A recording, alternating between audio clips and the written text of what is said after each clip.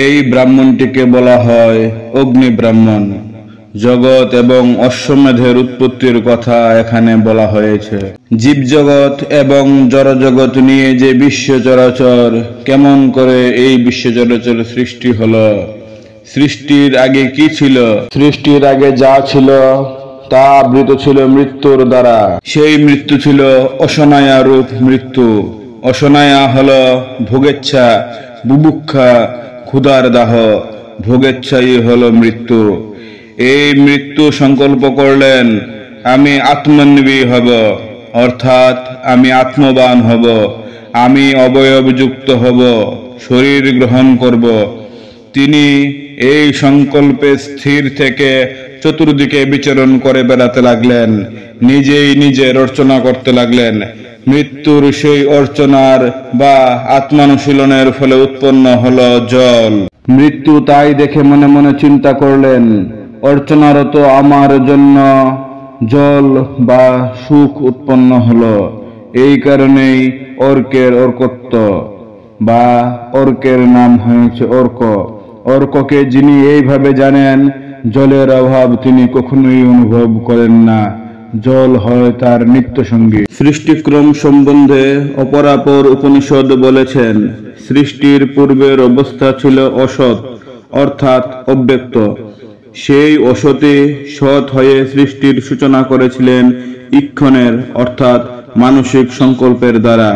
ছান্দোগ্য উপনিষদে প্রথম অসৎ সূত্রকে নস্যাৎ করে বলেছিলেন, কিছু না থাকলে কি করে সৃষ্টি হয়? ছিল, সৃষ্টির পূর্ব অবস্থা ছিল সৎ, তারই ইক্ষণে যাবতীয় সৃষ্টি ব্যাপার। বৃহদারণ্যক পরিষ্কার ভাবে জানালেন, ছিল অসনায়া নামে মৃত্যু, ছিল ভোগ বাসনার বুভুক্ষা। সৃষ্টি তারই সংকল্প। ছান্দোগ্য বলেছেন, সেই সৎরূপ থেকে প্রথমে উৎপন্ন হলো তেজ, তেজ থেকে জল। ঐতরীয় উপনিষদ বলেছেন, প্রথমে অম্ভলোক অর্থাৎ আকাশ, আকাশ থেকে বায়ু, বায়ু থেকে তেজ বা অগ্নি, অগ্নি থেকে জল, এবং এর নাম দিলেন অর্ক। অর্ক সাধারণ অর্থে তেজ বা অগ্নি, কিন্তু এখানে অর্ককে জল বা জলরূপে জানার কথা বলা হয়েছে। অচ ধাতু থেকে অর্ক শব্দ নিষ্পন্ন, যার ধাতু প্রত্যয়গত অর্থ হলো অর্চনের সাধন। এখানে অর্ক শব্দ দিয়ে যদিও জলকে লক্ষ্য করা হয়েছে, তবু ব্যবহৃত হয়েছে গৌণ অর্থে। ঠিক একইভাবে অগ্নির ক্ষেত্রেও এই শব্দ ব্যবহৃত হয়েছে। জলই অর্ক। জলের উপরিভাগ ক্রমশ কঠিন হলো, সংঘাতের মাধ্যমে জমতে শুরু করলো স্বরের মতো আস্তরণ। সেই আস্তরণ হলো পৃথিবী। অসনায়া মৃত্যু তার সৃষ্টিকার্যে বা ভোগ্য বস্তুর অভিলাষে অফুরন্ত পরিশ্রমে ক্লান্ত হলেন। ক্ষিতিতত্ত্বের উপর শয়ান সেই স্রষ্টা পুরুষ মৃত্যুর পরিশ্রান্ত এবং উত্তপ্ত রোমবিবর থেকে নির্গত হলো তেজের সার অংশরূপে অগ্নি, বিরাট রূপী অগ্নি। তিনি নিজেকে তিন ভাগে ভাগ করলেন, অর্থাৎ সেই বিরাট পুরুষ হলেন তিনি। অগ্নি বা তেজ এক ভাগ, অপর দুটি হলো আদিত্য আর বায়ু। সেই প্রাণ এইভাবে নিজেকে তিন ভাগ করলেন। সেই বিরাট পুরুষের পূর্ব দিক হলো মাথা, ঈশান, আর অগ্নিকুণ দুটি হলো ইমু, অর্থাৎ দুটি বাহু। পশ্চিম দিক হলো পুচ্ছ, নৈঋত, আর বায়ুকুণ দুটি হলো তার দুই উরু। দক্ষিণ আর উত্তর দিক দুটি দুই পাশ। দুলোক তার পেট, অন্তরিক্ষ তার উদর, আর এই পৃথিবী হলো বুক। তিনি জলে প্রতিষ্ঠিত। অর্করূপী মৃত্যুকে যিনি জলে প্রতিষ্ঠিত বলে জানেন, তিনি যেখানেই যান না কেন সেখানেই তিনি প্রতিষ্ঠা লাভ করেন। সেই বুভুক্ষু মৃত্যুরূপী বিরাট পুরুষের অন্তরে কামনা জাগল, আমার দ্বিতীয় আত্মা অর্থাৎ দেহ উৎপন্ন হোক। কামনার সঙ্গে সঙ্গে মন তার বাকের সঙ্গে হলো মিথুন। সেই মিথুনে যে রেত বা বীজ ছিল তাই হলো সংবৎসর। এর আগে ক্রিয়া শক্তির প্রকাশ রূপ এই সংবৎসর ছিল না। পুরুষ এতাবৎ কাল এই বীজ নিজের মধ্যে ধারণ করে রেখেছিলেন। সংবৎসরের অর্থাৎ স্থিতিকালের যে পরিমাণ সময়, সেই পরিমিত সময় ধারণ করে রাখার পর তাকে সৃষ্টি করলেন। জাত হওয়া মাত্রই মৃত্যুরূপী বিরাট পুরুষ তাকে গ্রাস করার জন্য মুখ বেদান করলেন। তাই দেখে ভীত নবজাতক এক অব্যক্ত ধ্বনি তুললেন, ভান। এই শব্দ নাম পেল বাঘ। এক এবং অদ্বিতীয় তিনি দুই এবং অদ্বিতীয় সৃষ্টি করলেন, পতি পত্নী, জড় এবং জীব। এই নবজাতক হিরণ্যগর্ভ ব্রহ্মা। সেই পুরুষের মূলাধারের পরাক্ষনাদ মণিপুর চক্রে সূক্ষ্মা পশ্যন্তি অনাহত চক্রে মধ্যমার রূপ ধারণ করে কণ্ঠদেশের বিশুদ্ধ চক্রে মাত্রা, স্বর ও বর্ণে পরিণত হয়ে বাগেন্দ্রিয়ের দ্বারে বৈখরী নামে স্থূল বাক্যরূপে প্রকাশিত হল। গ্রাস করতে উদ্যত সেই পুরুষ চিন্তা করলেন, এই নবজাতককে যদি আমি হিংসা করি অর্থাৎ আহার্য হিসেবে গ্রাস বা ভক্ষণ করি, তাহলে আমার আহার হবে এত অল্প যে তাতে আমার এই বিশাল ক্ষুধা অসনায়া আদৌ তৃপ্ত হবে না। এই অন্ন হবে খুবই সামান্য। তার চেয়ে বরং আগে এর কলেবর বৃদ্ধি করি, উৎপাদন করি বহু অন্ন। এই ভেবে শরীরী সেই পুরুষ আত্মকামনার সঙ্গে সংবৎসর রূপী দেহ এবং বাক্যে দিয়ে সৃষ্টি করলেন এই যা কিছু, অর্থাৎ ঋক, যজু, সামবেদ, গায়ত্রী আদি ছন্দ, শ্রৌত, স্মার্ত যাবতীয় যজ্ঞ, যজ্ঞকর্তা মানুষ, যজ্ঞের অন্যতম অংশ হিসাবে পশুদের। এই সব যা কিছু তিনি সৃষ্টি করলেন সবই তিনি খাবার সংকল্প করলেন। সবই হলো তার অন্ন বা তার আহার্য। অদন অর্থাৎ ভক্ষণ যিনি করেন তাকে বলা হয় অদিতি। এই সৃষ্ট সবকিছুই ভক্ষণ করেন, আহার করেন বলেই অদিতি। এই তত্ত্ব যিনি জানেন, সৃষ্ট বস্তু মাত্রেই হয় তার আহার্য, তিনি হতে পারেন সকলের ভোক্তা।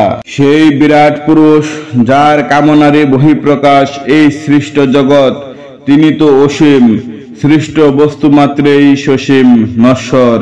অসীম সবসময়ই সসীমকে ভক্ষণ করতে চান, অর্থাৎ আত্মসাৎ করতে চান। অসীম থেকেই তার উৎপত্তি। খণ্ড খণ্ড রূপে পরিমিত কাল শেষে আবার তার লয় ঘটে অখণ্ড অসীম সত্তায়, অনন্ত কালপ্রবাহে। তিনি সেই মৃত্যুরূপী বিরাট পুরুষ কামনা করলেন, আমি মহাযজ্ঞ দ্বারা আবার যজন করব। কামনা করতে করতে এক সময় তিনি শ্রান্ত হয়ে পড়লেন। শ্রান্ত হলেও তিনি তার কামনা থেকে সরে এলেন না, তপস্যা করলেন। শ্রমে শান্ত এবং তপস্যায় তৃপ্ত হলে তার শরীর থেকে উৎক্রান্ত হলো যশ এবং বীর্য। তার প্রাণী হলো সেই যশ আর বীর্য। প্রাণ শরীর থেকে বেরিয়ে গেলে শরীর স্ফীত হতে লাগলো, পৃথিবী স্থূল থেকে স্থূলতর হতে লাগলো। প্রাণ শরীর ছেড়ে চলে গেলেও মন যেমন কিছুকাল সেই পরিত্যক্ত শরীরের উপর আসক্তি নিয়ে থাকে, তেমনি তার সেই শরীরে মন কিন্তু রয়েই গেল। মন না থাকলে সংকল্প নেবে কে? কামনার তরঙ্গ তো মনেই জাগে। বিরাট পুরুষের স্ফীতকায় প্রাণহীন শরীরে যে মন ছিল, তাতে জাগলো আবার কামনা। আমার এই দেহ যজ্ঞের উপযুক্ত হোক, এই দেহ আমার শরীরযুক্ত হোক, যাতে আমার যজ্ঞ সফল হয়। কামনার সঙ্গে সঙ্গে অর্থাৎ সংকল্প মাত্রেই সেই শরীর অশ্বাকার ধারণ করলো। ফলে তার কামনা পূর্ণ হলো। অশ্বাকার সেই শরীর মেধ্য অর্থাৎ যজ্ঞের উপযুক্ত হলো। অশ্বমেধ যজ্ঞ সফল হলো।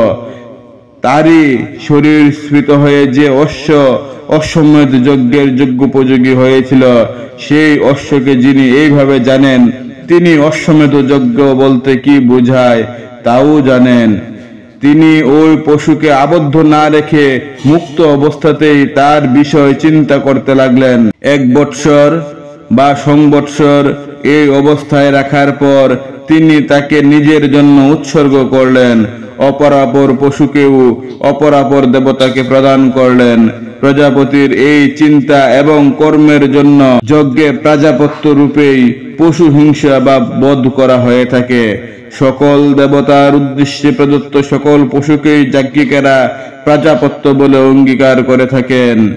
এই যে সূর্য জগৎ প্রকাশ করছেন, তাপ দিচ্ছেন, তিনি অশ্বমেধ, সংবৎসর এর আত্মা, যজ্ঞের অঙ্গ, অগ্নি, অর্ক, পৃথিবী এর অঙ্গ প্রত্যঙ্গ। অগ্নি এবং অর্ক এই দুই হলো অর্ক এবং অশ্বমেধ। অর্ক এবং অশ্বমেধ দুইয়ে মিলে একই দেবতা। সেই দেবতা হলেন বুভুক্ষা রূপী মৃত্যু। যিনি এই তত্ত্ব জানেন, তিনি মৃত্যুর পরেও পরলোকে যে মৃত্যু আছে সেই পুনর্মৃত্যুকে জয় করেন। শতপথ ব্রাহ্মণে পুনর্মৃত্যু এইভাবেই আলোচিত। তাকে মৃত্যু করায়ত্ত করতে পারে না। মৃত্যু তখন তার আত্মস্বরূপ হয়ে যায়। তিনিও দেবতাদের মধ্যে অন্যতম হন। এখানে পুনর্মৃত্যুকে জয় করার কথা বলা হয়েছে।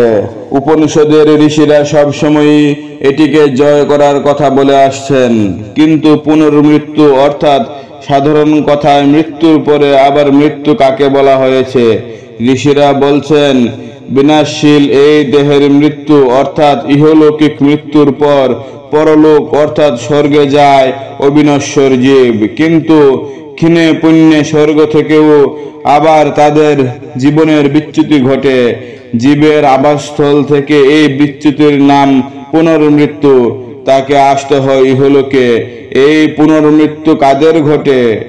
যারা এখানে ইষ্টপূর্ত কর্ম করে তৃপ্ত হয়ে দেহত্যাগ করে, ফলে তারা পরলোকে যায় পিতৃযান পথে। গীতা প্রাঞ্জল ভাবে আমাদের স্মরণ করিয়ে দিয়েছে, কর্মজনিত পুণ্য ক্ষয় হলেই মর্তে তাদের ফিরতে হয় প্রারব্ধ ফল ভোগ করার জন্য।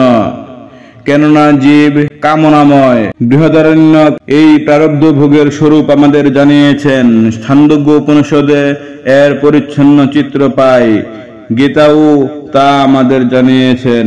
যেহেতু তৃষ্ণাই এর মূল এবং জন্ম আয়ুভোগ মূলেরই বিকার, তাই পুনর্মৃত্যুকে জয় করতে গেলে মূলকে উৎপাটিত করতে হবে, বীজকে নষ্ট করতে হবে।